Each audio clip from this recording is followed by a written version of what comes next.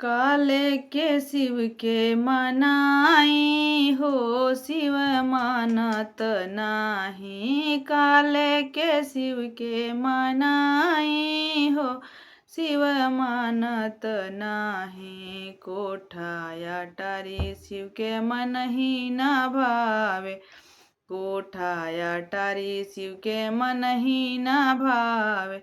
टूटही मड़ैया कहाँ पाई हो, शिव मानत नाही। काले के शिव के मनाई हो, शिव मानत नाही।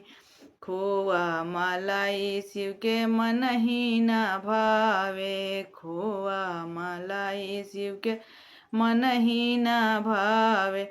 भंगिया धतुर कहाँ पाई हो, शिव मानत नाही।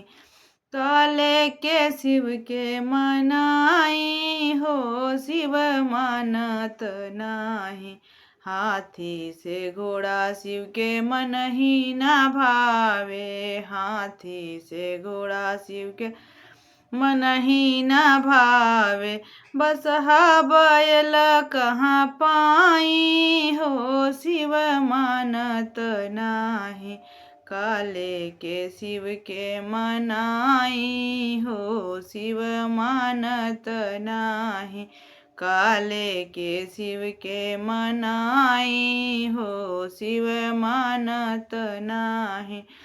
तो सकतकिया शिव के मन ही न भावे, तो सकतकिया शिव के मन ही न भावे। मिर्गा के छाला कहाँ पाई हो, शिव मानत नाही। काले के शिव के मनाई हो, शिव मानत नाही। काले के शिव के मनाई हो, शिव मानत नाही।